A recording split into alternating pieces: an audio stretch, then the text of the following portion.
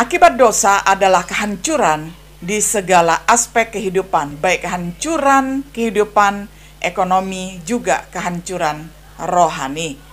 Namun setelah dipulihkan, maka kehancuran itu diganti dengan berkat di bidang pertanian ayat 23, peternakan ayat 23b sampai 24, dan bidang yang lain, karena pemulihan dan akibatnya mencakup semua aspek hidup.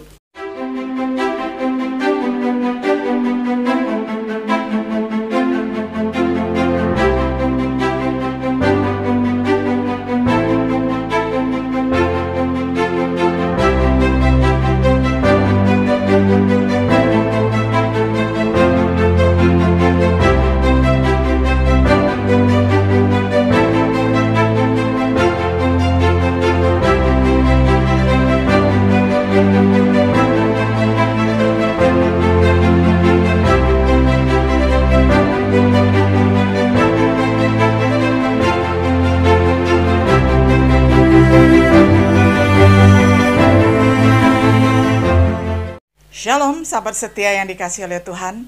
Jumpa lagi di dalam acara Renungan Sahabat Setia. Pada hari ini kita akan membahas satu tema, Tuhan memulihkan umatnya. Saya akan membacakan untuk kita semua dari kitab Yesaya 30 ayat 18 hingga ayatnya yang ke-26. Sebab itu Tuhan menanti-nantikan saatnya hendak menunjukkan kasih-Nya kepada kamu. Sebab itu ia bangkit hendak menyayangi kamu. Sebab Tuhan adalah Allah yang adil, berbahagialah semua orang yang menanti-nantikan Dia. Sungguh, hai bangsa di Sion yang diam di Yerusalem, engkau tidak akan terus menangis. Tentulah Tuhan akan mengasihani engkau. Apabila engkau berseru-seru pada saat Ia mendengar teriakmu, Ia akan menjawab. Dan walaupun Tuhan memberi kamu roti dan air serba sedikit, namun pengajarmu tidak akan menyembunyikan diri lagi, tetapi matamu akan terus melihat Dia, dan telingamu akan mendengar perkataan ini dari belakangmu. Inilah jalan, berjalanlah mengikutinya, entah kamu menganan atau mengiri. Engkau akan menganggap najis patung-patungmu yang disalut dengan perak, atau yang dilapis dengan emas. Engkau akan membuangnya sama seperti kain cemar sambil berkata kepadanya, keluar. Lalu Tuhan akan memberi hujan bagi benih yang baru kamu taburkan di ladangmu, dan dari hasil tanah itu kamu akan makan roti yang lezat dan berlimpah-limpah. Pada waktu itu ternakmu akan makan rumput di padang rumput yang luas.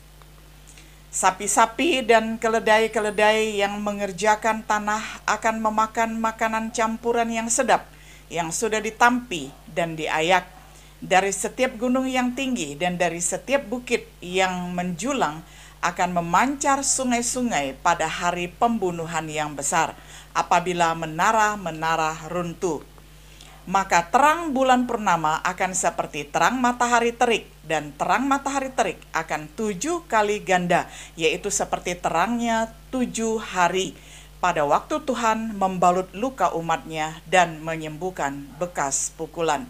Sampai demikian jauh pembacaan firman Tuhan dari Yesaya 30 ayat 18 hingga ayatnya yang ke-26. Sahabat setia yang dikasihi oleh Tuhan, kehancuran merupakan kata yang menggambarkan suatu peristiwa yang mendatangkan penderitaan. Kehancuran merupakan kata yang menggambarkan satu kondisi yang tercipta oleh satu peristiwa yang mendatangkan penderitaan dan kematian. Karena itu, kehancuran adalah hantu yang menakutkan dan yang ditakuti oleh setiap makhluk, sehingga semua orang dengan berbagai cara berupaya untuk terhindar dari kehancuran. Namun bagaimana kalau kita sudah mengalami kehancuran? Apa upaya kita untuk itu? Kehancuran dapat terjadi di semua segi kehidupan. Kehancuran datang dari banyak sebab. Namun secara teologis, kehancuran pada hakikatnya disebabkan oleh dosa. Dan pemulihan dari kehancuran tidak dapat diusahakan oleh manusia. Hal ini dijelaskan secara gamblang oleh Yesaya 30 ayat 18 sampai ayat yang ke-26. Yang pertama, tentang kondisi umat Tuhan akibat dosa. Berdasarkan konteks Yesaya 30, umat Tuhan disebut pemberontak dan dosa mereka bertambah-tambah di ayat 19. Karena itu, kehancuran pun datang sebagai akibat dosa mereka. Kehancuran akibat dosa yang dialami oleh umat Tuhan digambarkan dengan pecahan tembok ayat 13 dan kehancuran tempayan atau periuk ayat 14. Sehingga di antara remukannya tiada ditemukan lagi kepingan. Hal ini menjelaskan kehancuran total. Secara konkret, kehancuran umat Tuhan yaitu kehancuran rohani ayat 1, kehancuran ekonomi ayat 6 dan 7, dan dipermalukan di ayat yang kelima, serta takut di ayat yang ke-17. Lalu yang kedua, pemulihan umat Tuhan.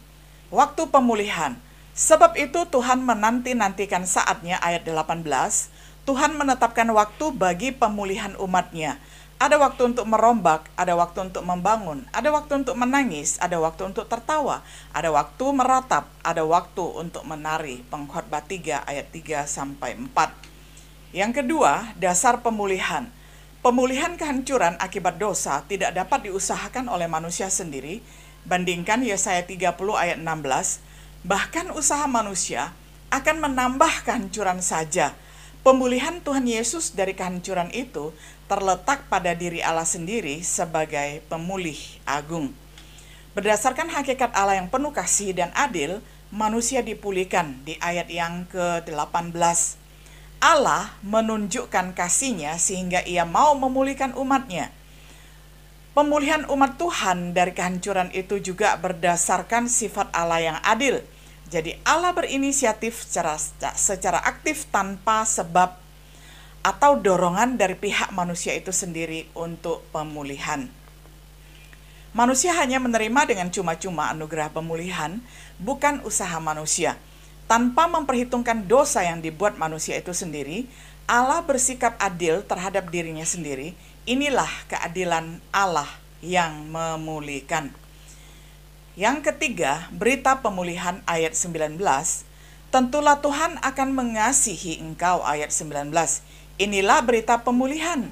Berita ini adalah berita sukacita, seperti berita pembebasan kepada seorang narapidana yang sudah dijatuhi hukuman mati. Berita pemulihan kepada umat Tuhan mendatangkan sukacita besar. Sebelum Allah bertindak, Allah mendahului dengan berita untuk mempersiapkan umat sebagai objek pemulihan. Yang keempat, syarat pemulihan. Pada dasarnya, pemulihan umat Tuhan dari kehancuran karena dosa adalah tanpa syarat, karena semuanya hanya anugerah Allah semata dan bukan usaha manusia memenuhi syarat. Namun anugerah Allah itu membutuhkan respon manusia terhadap pemulihan Allah, yaitu berseru kepada Tuhan ayat 19b. Berseru mempunyai unsur percaya, membutuhkan dan berserah kepada Tuhan. Roma 10 ayat yang ke-14. Kelima, cara Allah memulihkan umatnya. Kehancuran umat Tuhan adalah sebagai hukuman Tuhan atas dosa mereka, bahwa Tuhan menghukum dosa umatnya. Inilah sifat Allah yang adil, namun juga Allah adalah kasih, sehingga Ia memulihkan keadaan umatnya yang hancur akibat dosa. Keadaan umat manusia dalam ayat 26, yaitu digambarkan dengan luka bekas pukulan, dan cara Tuhan untuk memulihkannya yaitu dengan membalut serta menyembuhkan bekas pukulan tersebut. Yang ketiga, sikap hidup yang sudah mengalami pemulihan. Setelah umat Tuhan mengalami pemulihan dari kehancuran karena dosa, maka sikap yang diambil terhadap dosa yaitu: pertama, dosa umat Tuhan yaitu dosa penyembahan berhala, patung-patung, menyembah Allah lain. Dosa ini mendatangkan hukuman. Yang kedua, membuang atau menolak dosa yang mulanya dianggap adalah nikmat, namun pada kenyataan mendatangkan kehancuran, haruslah dibuat oleh umat Tuhan yang sudah mendalami pemulihan, yakni ayat yang ke-22. Yang keempat, akibat pemulihan umat Allah. Akibat dosa adalah kehancuran di segala aspek kehidupan, baik kehancuran kehidupan, ekonomi, juga kehancuran rohani. Namun setelah dipulihkan, maka kehancuran itu diganti dengan berkat di bidang pertanian ayat 23, peternakan ayat 23b sampai 24, dan bidang yang lain karena pemulihan dan akibatnya mencakup semua aspek hidup. Sahabat setia yang dikasihi oleh Tuhan, betapa bersukacitanya ketika keadaan kita dipulihkan dari segala keterpurukan kita. Nah, ini pertanyaan aplikatif reflektif bagi kita semuanya. Lihatlah keadaanmu sendiri, kehancuran apakah yang saudara alami, dan sadarkah saudara bahwa kehancuran itu adalah akibat dosa saudara? Yang kedua, maukah saudara dipulihkan dari keadaan karena akibat dosa? Allah mengasihi saudara dan sedia memulihkan keadaan saudara. Ketiga, setelah saudara mengalami pemulihan dari akibat dosa, maukah saudara menganggap najis serta menolak dosa itu? Sahabat setia yang dikasihi oleh Tuhan, kita melihat betapa baiknya Tuhan itu. Setelah menghukum dosa, maka Tuhan juga yang berinisiatif untuk memulihkan keadaan umatnya, termasuk memulihkan keadaan kita kalau pada saat ini kita mengalami kehancuran, mengalami hal-hal yang terpuruk. Tetapi ada saatnya Tuhan mendatangkan sukacita, yakni pemulihan. Itu semua adalah dasarnya kebaikan Tuhan dan anugerah Tuhan dan inisiatif Tuhan. Dan sikap kita adalah meresponinya dengan penuh sukacita dan tentu saja dengan berkomitmen meninggalkan dosa selama-lamanya, sehingga kita tidak mendatangkan murka Allah lagi. Sahabat setia yang terkasih, kiranya Tuhan menolong kita semua untuk berpegang kepada kasih setia Tuhan dan berpegang kepada firman-Nya. Tuhan memberikan sukacita kepada kita setelah kita dipulihkan. Shalom.